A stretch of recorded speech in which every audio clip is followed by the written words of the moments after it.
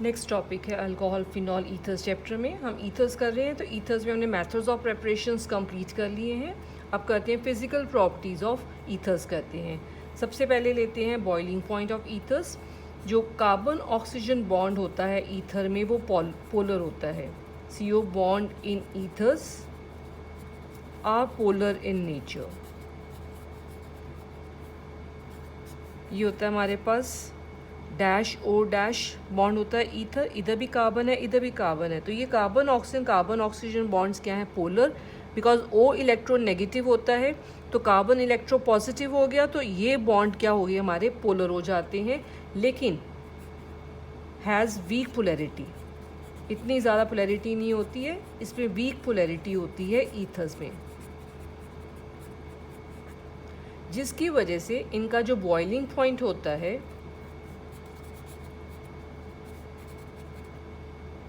Are comparable to alkanes होता है और अल्कोहल से बहुत कम होता है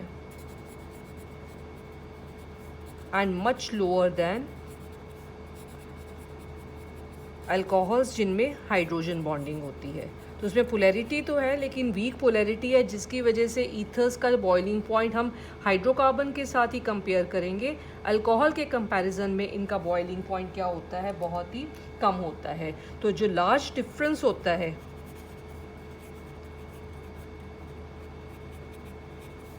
in boiling points of alcohols and ethers जो होता है, ये किसकी वजह से होता है, due to presence of hydrogen bonding in alcohols, जो कि स्ट्रॉन्ग बॉन्डिंग होती है। इसकी वजह से अल्कोहल्स का जो बॉइलिंग पॉइंट है वो ईथर के कंपैरिजन में क्या होता है, अल्कोहल्स का बहुत ज़्यादा होता है। ईथर्स की पोलैरिटी जो है वो बहुत कम है, इसलिए उनका बॉइलिंग पॉइंट अल्कोहल के कंपैरिजन में बहुत ही कम होता है। सेकेंड प्रॉपर्टी आते हैं सॉल्युबिलिटी। मिसिबिलिटी ऑफ ईथर्स जो होती है वो वाटर में क्या होती है, ज़्यादा होती है, like those of alcohol, so they are also miscible in water.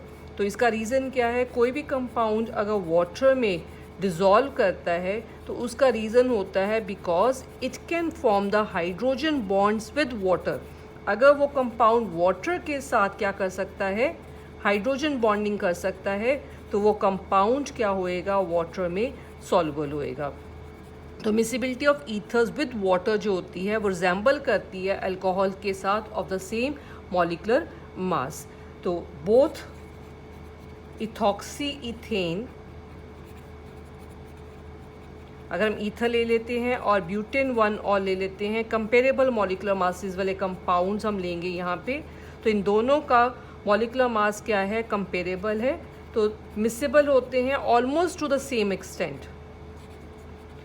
Alcohol और ether of comparable molecular mass are soluble in water to comparable extent, while जो पेंटेन होता है जिसका मॉलिक्यूलर मास भी इनके साथ क्या करता है, मैच करता है, पेंटेन जो होता है वो इमिसिबल होता है इन वाटर। पेंटेन जो है वो वाटर के साथ हाइड्रोजन बॉन्ड नहीं बना सकता, इसलिए वो वाटर में सॉल्युबल नहीं है। लेकिन लाइक अल्कोहल्स, ऑक्सीजन जो है ईथर की, ये जो है हाइड्रोजन बॉन्ड बना सकती है, हाइड्रोजन बॉन्ड्स विथ वाटर। सो इसलिए ये क्या होते हैं, वाटर में सॉल्युबल होते हैं। अब हाइड्रोजन बॉन्डिंग देखो कैसे होती है। अगर हम ईथर को ऐसे लिखते हैं ROR, ऐसे मैंने ईथर लिखा है, तो ये जो ऑक्सीजन है ईथर का, ये वाटर मॉलिक्यूल के साथ HOH, वाटर मॉलिक्यूल के हाइड्रोजन के साथ हाइड्रोजन बॉन्डिंग कर सकता है। तो because of this hydrogen bonding of the oxygen of ethers with the water molecules, ethers क्या हैं, वाटर में सॉल्युबल होते हैं। बॉइलिंग पॉइंट ईथर का जो है अल्कोहल से क्या होता है, कम होता है बहुत, लेकिन ये अल्कोहल की तरह ईथर्स जो हैं वो वाटर में क्या होते हैं, सॉल्युबल होते हैं। ये हमारी दो फिजिकल प्रॉपर्टी थी ईथर्स की, एक बॉइलिंग पॉइंट और दूसरा था सॉल्युबिलिटी। अब आते हैं नेक्स्ट टॉपिक पे, केमिकल रिएक्शंस। इसमें हम एक केमिकल रिएक्शन पहले पढ़ेंगे, रिएक्शन विद HI। तो इन जनरल हम रिएक्शन विद HX मैं यहाँ लिख देती हूँ, ये X हमारा Cl, Br या I जो है कोई भी हेलोजन एटम हो सकता है।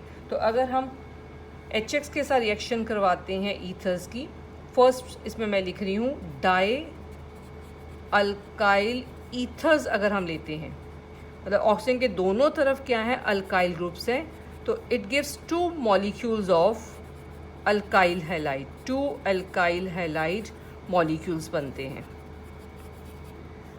अगर हमने ईथर लिया डाई अल्काइल ईथर, दोनों तरफ ऑक्सीजन के क्या है अल्काइल ग्रुप, और इसकी रिएक्शन HX के साथ करते हैं, दोनों तरफ अगर R एटम हमारे सेम है, साइज अगर सेम है, तो किसी भी साइड से ये बॉन्ड ब्रेक करेगा, O की तरफ इसका H आ जाएगा और R की तरफ ये क्या आ जाएगा X, तो ये बन जाएगा ROH और साथ में क्या बन जाएगा RX, तो अल्कोहल और हैलाइड।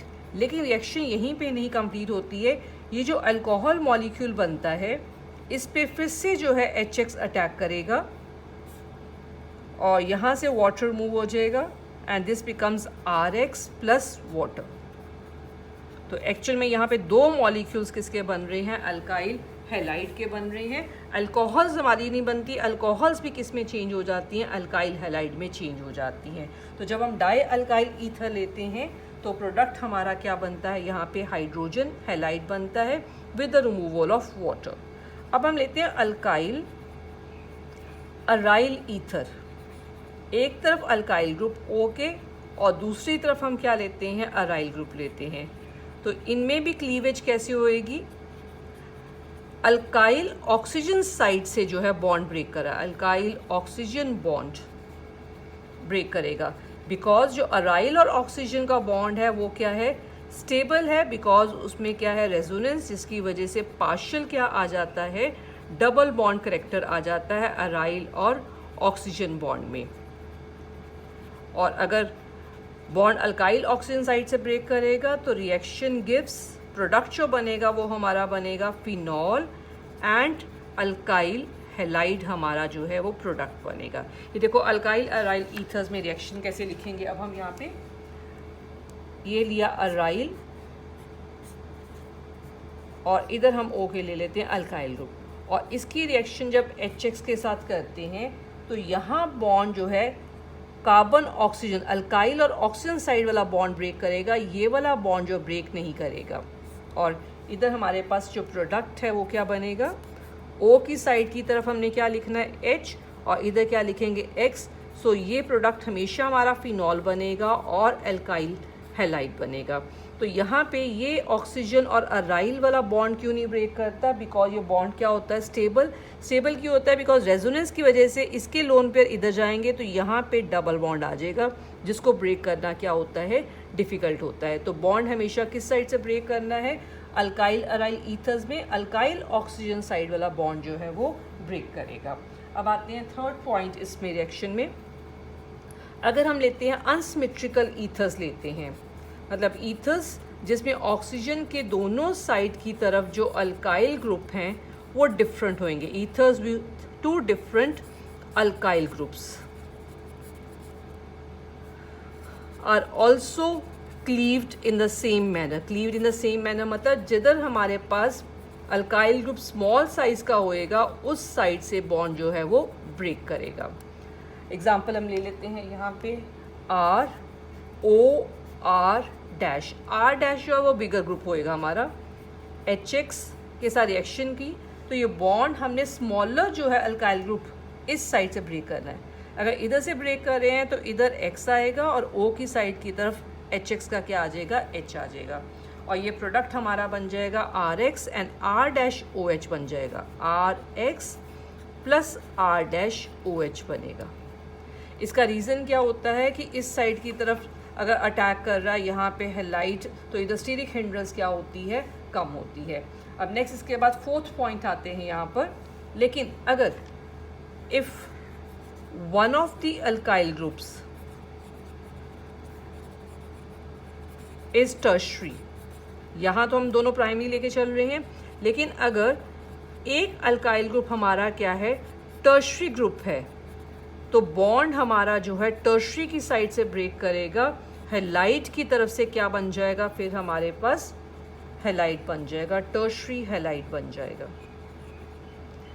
जैसे कि अगर हमने यहाँ पे अल्काइल को टर्शरी लिया एक साइड की तरफ OCH3 और इसकी रिएक्शन हमने की HX के साथ या HI के साथ रिएक्शन हमने की, तो टर्शरी की साइड से बॉन्ड क्या करेगा, ब्रेक करेगा। इस साइड से बॉन्ड ब्रेक करेगा तो O की तरफ तो इसका H आएगा, इस साइड की तरफ क्या आएगा, I, तो हमारे पास टर्शरी क्या बन जाएगा, हैलाइड बन जाएगा और ये बन जाएगा CH3OH अल्कोहल बन जाएगा। इसका रीज़न ये होता है, ये SN1 मैकेनिज़्म फॉलो करता है।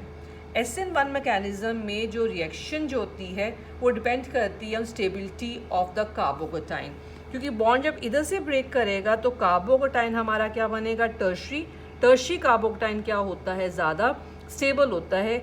इसलिए अगर एक अल्काइल ग्रुप हमारा टर्शरी है तो बॉन्ड जो है उस टर्शरी साइड की तरफ ब्रेक करेगा। इसका हम रीज़न अब लिखते हैं। रीज़न इसका है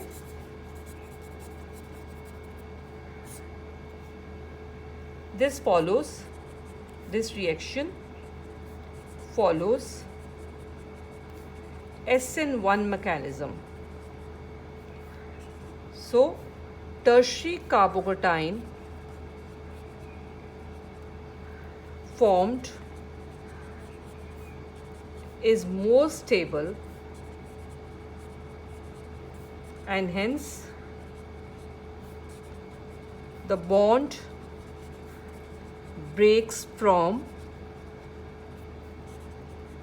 the tertiary side, tertiary alkyl group side.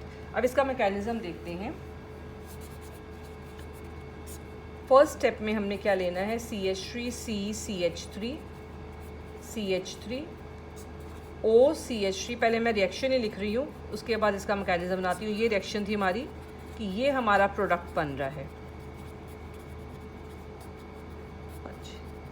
अब ये क्या है, एसिड। फर्स्ट स्टेप में क्या होएगा, H+ का अटैक होएगा ऑन द ईथर, स्टेप 1। तो हमारे पास क्या बन जाएगी, प्रोटोनेटेड ईथर बन जाएगी फर्स्ट स्टेप में।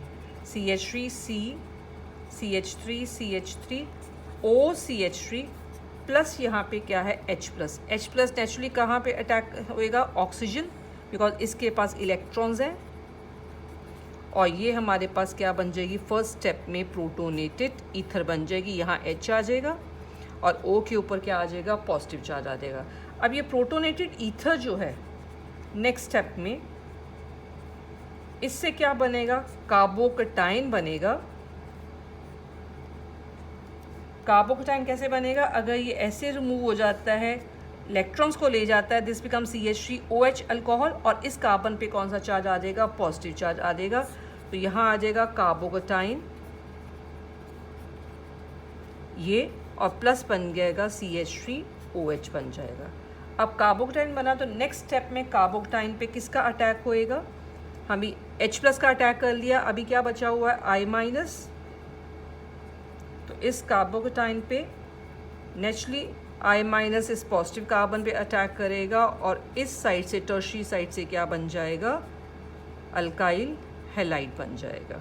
तो इसमें यहाँ पे आता है, बिकॉज टर्शरी साइड है तो टर्शरी कार्बोकेटाइन बनता है। टर्शरी कार्बोकेटाइन्स जो होते हैं वो ज़्यादा स्टेबल हैं, इसलिए इस रिएक्शन में जो है बॉन्ड किस साइड से ब्रेक करता है, टर्शरी साइड से ब्रेक करता है।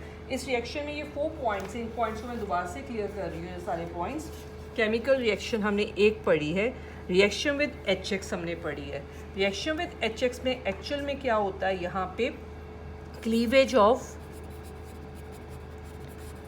CO बॉन्ड ऑफ ईथर है, CO बॉन्ड ऑफ ईथर।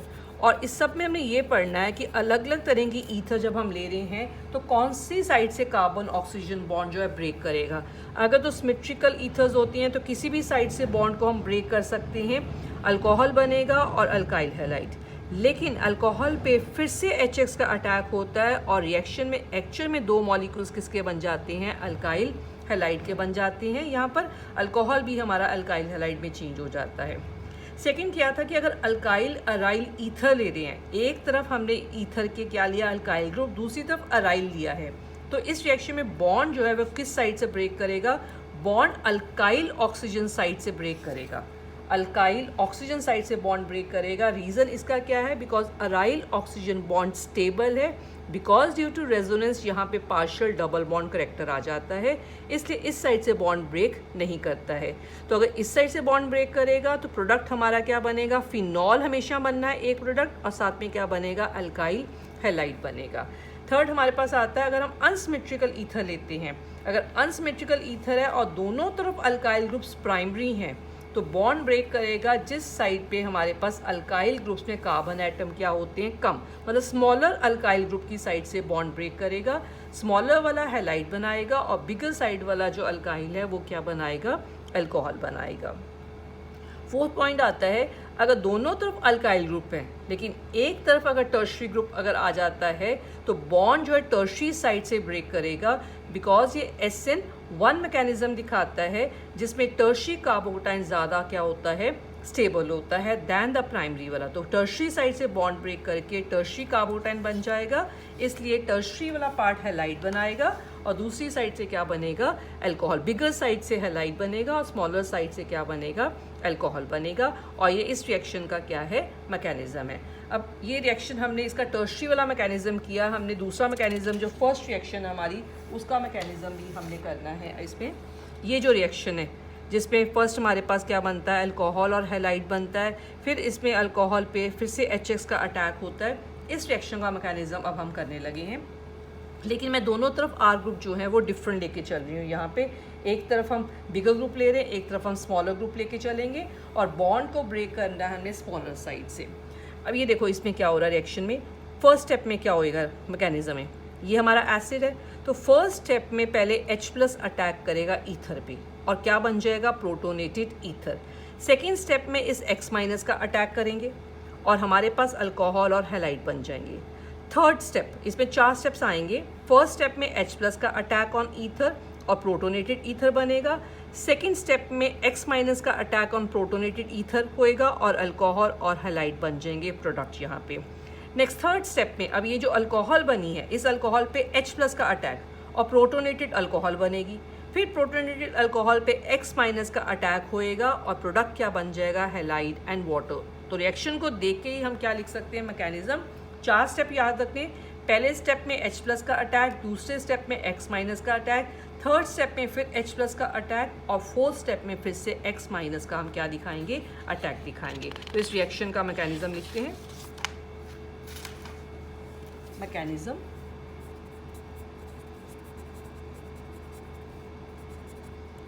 इसमें 4 स्टेप्स आने हैं हमारे पास। सबसे पहला step 1, formation of protonated ether. Protonated ether, इस पे हम लेते हैं अनसिमेट्रिकल ईथर लेके चल रही हूँ मैं। एक तरफ CH3 ग्रुप ले रही हूँ और एक तरफ हमने CH2CH3 ग्रुप लिया। यहाँ पे लोन पेयर है, पहले HI है, HI में से ये H+ है, ये I- है, तो पहले H+ पे इसका अटैक होएगा। ये अटैक करके यहाँ पे हमारे पास बनेगा CH3O CH2CH3। ऑक्सीजन अपना लोन पेयर यूज़ करके किसके साथ लिंक कर जाएगा? H+ के साथ। H का प्लस चार्ज ख़त्म हो गया और O ने अपना लोन पेयर यूज़ किया, तो इसके ऊपर कौन सा चार्ज आ जाएगा? पॉजिटिव, और ये क्या बन जाएगी? प्रोटोनेटेड ईथर बन जाएगी। अब स्टेप 2 पे हम क्या दिखाएंगे? प्रोटोनेटेड ईथर जो बनी है इस पे I- का अटैक दिखाएंगे। तो यहाँ पे I- हमारा क्या है? Iodide. Iodide is a good nucleophile. अब ये किस पे अटैक करेगा? इट अटैक्स, किस साइड की तरफ अटैक करना है? इस साइड की तरफ अटैक करेगा कि इस साइड की तरफ करेगा? It attacks the least substituted carbon, because इस साइड से स्टेरिक हिंड्रेंस क्या होएगी? कम होएगी। तो कार्बन पे अटैक करेगा और उससे डिस्प्लेस क्या करेगा? अल्कोहल को डिस्प्लेस करेगा, and displaces an alcohol molecule by SN2 mechanism। तो इसीलिए उस साइड से अटैक करेगा जिस साइड से स्टेरिक हिंड्रेंस क्या होएगी, कम होएगी। अब जब ये अटैक करेगा I माइनस यहाँ पर इस प्रोटोनेटेड ईथर पे,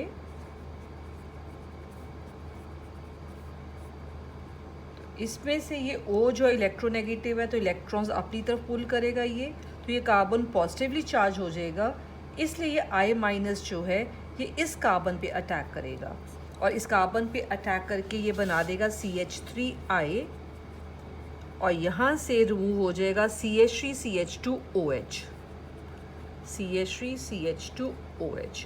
ये अल्कोहल बन जाएगा। ये हमारा सेकंड स्टेप हो गया। अब इसके बाद आते हैं थर्ड स्टेप पे। अब यहाँ पे जो हमारे पास इथेनॉल बनी है ये वाली, reacts with another molecule of HI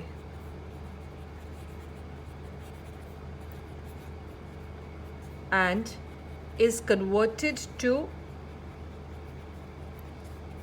ethyl iodide। इस अल्कोहल पे किसका अटैक होएगा, अनदर मॉलिक्यूल ऑफ HI का। तो यहाँ लेते हैं CH3CH2OH, यहाँ लोन पे अब इलेक्ट्रॉन है तो नेचुरली HI का कौन सा पार्ट यहाँ पे इन्वॉल्व होएगा, H+। ये इलेक्ट्रॉन ले लीजिएगा तो ये I माइनस हो गया, तो H+ इस पे ऐड हो जाएगा और प्रोटोनेटेड अल्कोहल बन जाएगी OH। वो अपना लोन पे यूज़ करके H+ के साथ लिंक हो जाएगा, इस पे पॉजिटिव चार्ज और यहाँ पे क्या आ जाएगा I माइनस। अब स्टेप 4 में ये जो I माइनस है ये अटैक करेगा इस प्रोटोनेटेड अल्कोहल पे, I माइनस CH3CH2OH प्लस। अब यहाँ पे भी ये वाटर का रिमूवल होएगा, तो यहाँ कार्बन पे पॉजिटिव चार्ज है तो I माइनस इस कार्बन पे अटैक करेगा और ये बन जाएगा CH3CH2I, CH3CH2I बन जाएगा और प्लस साथ में क्या बन जाएगा, वाटर। ये मैकेनिज्म है रिएक्शन का जब ईथर्स रिएक्ट करते हैं विद HI के साथ। अब इसके बाद हम करते हैं एक क्वेश्चन करते हैं, एग्जाम्पल 11.7 NCERT की एग्जाम्पल है ये वाली। गिव द मेजर प्रोडक्ट्स, हमने मेजर प्रोडक्ट्स जो हैं वो बताने हैं, which are formed by heating each of the following ethers with HI। ये 3 क्वेश्चंस हैं, इन सबकी कंपाउंड की रिएक्शन HI के साथ करनी है और हमने मेजर प्रोडक्ट जो है वो बताना है कौन सा होएगा। तो अगर हम फर्स्ट पार्ट इसकी रिएक्शन HI के साथ करेंगे तो बॉन्ड किस साइड से ब्रेक करेगा, स्मॉलर r की तरफ से इस साइड से ब्रेक करेगा, तो इधर आएगा I और इधर क्या आ जाएगा हमारे पास H आ जाएगा। तो फर्स्ट पार्ट में हमारे पास आंसर है CH3CH2CH, CH3 आगे CH2OH और साथ में क्या बनेगा CH3CH2I। ये प्रोडक्ट्स बनेंगे हमारे फर्स्ट पार्ट में। सेकेंड पार्ट में इधर टर्शरी ग्रुप आ गया। अगर टर्शरी अल्काइल आता है एक तरफ तो बॉन्ड उस साइड से ब्रेक करता है, उस साइड की तरफ I आएगा और इस साइड की तरफ HI का क्या आएगा, H आएगा।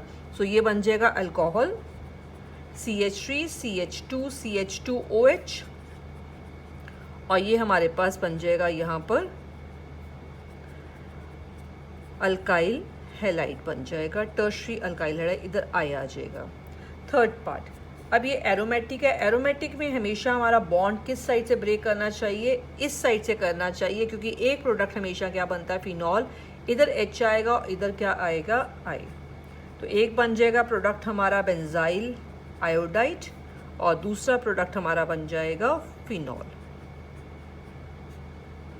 ये होगी हमारी एग्जाम्पल 11.